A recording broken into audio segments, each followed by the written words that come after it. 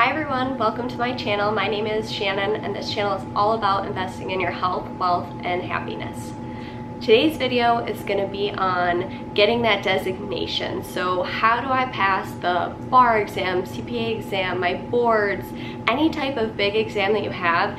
These are my 7 tips on how to pass that. So just a little bit about me. I passed my CPA exam while I was 21 years old. I did 3 out of the 4 parts while I was still in school, which really helped. So I have a little bit of background in the pain and suffering from taking these exams. Alright guys, first things first though, before I jump into these tips, there's one thing that I have to say, and it's kind of a hard truth. So there's no magical shortcut. This video isn't going to pass the exam for you. There's nothing like that out there. You have to put in the work. And the time you put in now will reward you tenfold later when you've passed that exam, you have those letters after your name, and you're successful. So just saying that this video or any video that you watch isn't going to pass the exam for you. It's just some tips to help you towards this process. You can't get over the pain of going through these things. Tip number 1 is get a schedule and be realistic. Know yourself and know how long it's actually going to take you to get through these material. So don't set up this schedule and think you're going to be on track the entire time, because it's just not going to happen. Life happens, you get distracted, things come up. Make sure that you're giving yourself enough time in your schedule to get through the material that it's going to take to pass the exam. And a good tip is actually to talk to other people who have already taken the exam and kind of see how long it's taken them, but be mindful of whose advice you're taking. It should be someone similar to you in the way that you learn and you study and kind of your goals, I guess you could say. I think you'll know what I'm talking about, but make sure you find a person who is very similar to you in the way that you study. Definitely will give you a good idea on how long it should take you based on how long it's taken them. So that's the way to start, is get a schedule and be realistic with how you're setting up that schedule and how much time you're allotting each day. Tip number 2 is to tell your family and friends. Tell them why you're doing it and explain to them the level of commitment that this test is going to take. Your time is going to be severely compromised over the next X amount of months while you're studying for this exam, and they should know and be understanding of why you're going to be saying no a lot. Because let me tell you, you're going to be saying no a lot. It is so crucial to have a good group of people to be a soundboard for when things get tough.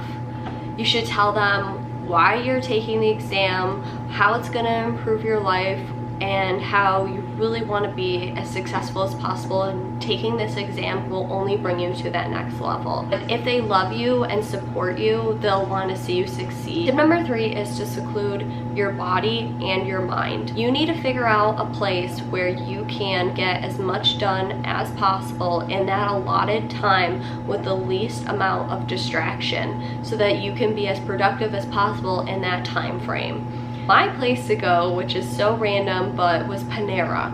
And my parents would always say, like, how are you getting anything done or accomplished, or how can you focus there?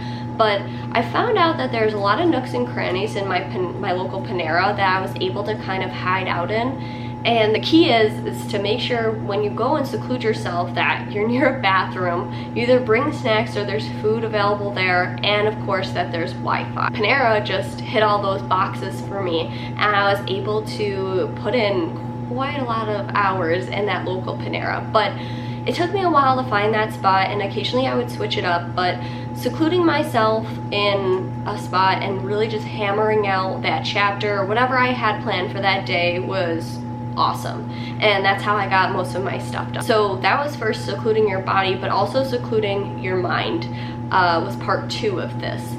And you really have to cut out all distractions. The cell phone being a big one. I put mine on airplane mode, and I checked it on breaks, like maybe every 45 minutes I would take a break and I would check my phone, or whatever works for you. But I put it on airplane mode. I know you can also put it on do not disturb, and I know that there are also settings, screen time settings that you can choose. So if you're setting aside this time and you're not doing what you're supposed to be doing, you're gonna get stressed out. Not to mention, you need to have the mindset of suffer now, enjoy later. Because once you're done with this exam, you're gonna have all the free time in the world and it's gonna feel so great. And when other people are gonna be struggling and still taking it because maybe they were slacking off or not disciplined, you're gonna be like, oh, I'm really glad I got that done. It's so worth it. So seclude your body and your mind.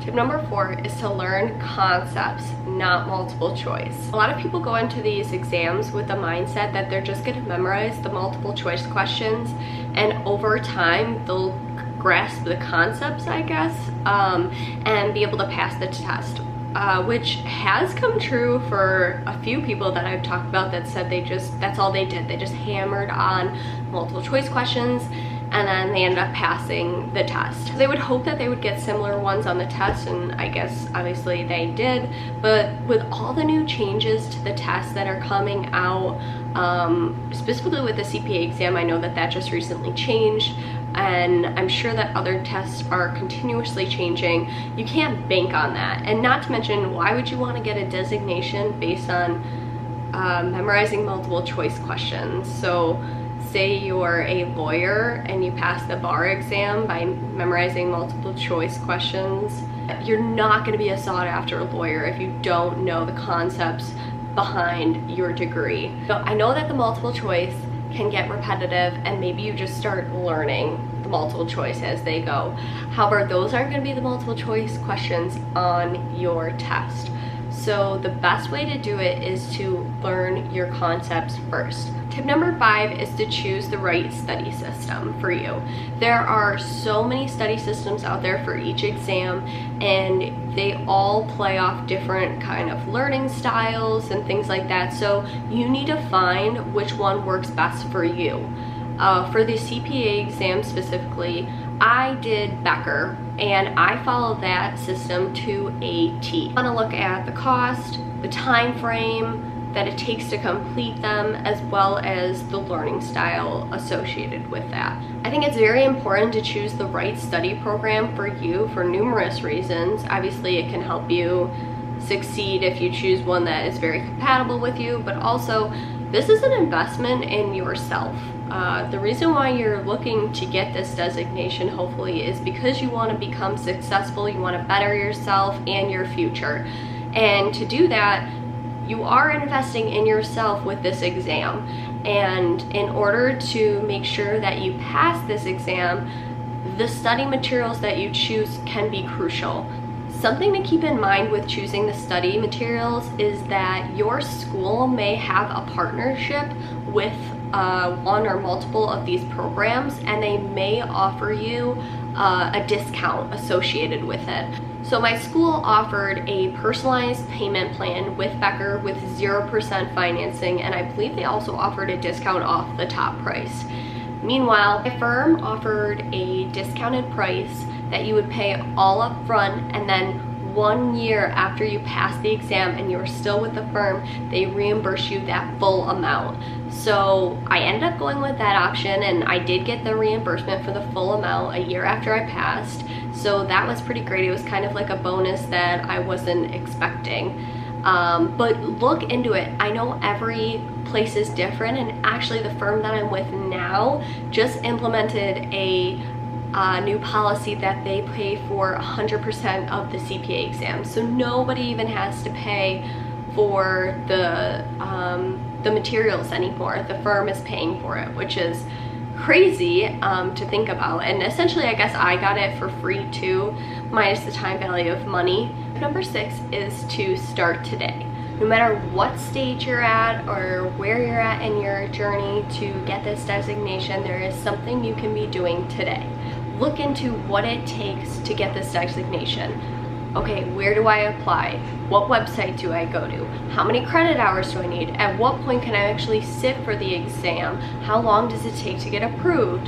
How do I schedule out tests?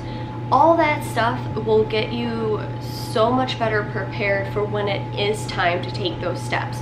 I did pass 3 out of the 4 before I even started full-time at my firm. And as they say, life only gets busier. So I had numerous people at my firm that would always be like, oh, I really wish I did what you did instead. Like, I'm stuck working, you know, the 9 to 5 and then going home and trying to study afterwards. And maybe they have a family and they have other obligations, obviously, other than work in the CPA exam that they need to attend to. And this is just more or less an inconvenience.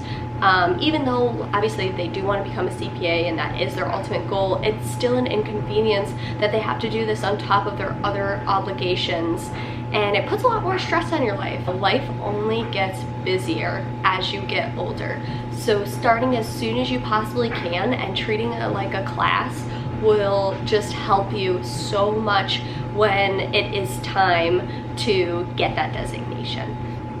And last but not least, tip number 7 is you have to want it. You really have to want it, or else it's not gonna happen. You're not gonna pass these exams if you have the mentality and the motivation backing you saying, oh, this is what I'm supposed to do, or this is what society is telling me to do, or my mom wants me to get this designation, or whatever it may be. You have to want it, or otherwise you are not going to stay disciplined and in the right mindset throughout this whole process to actually complete it all.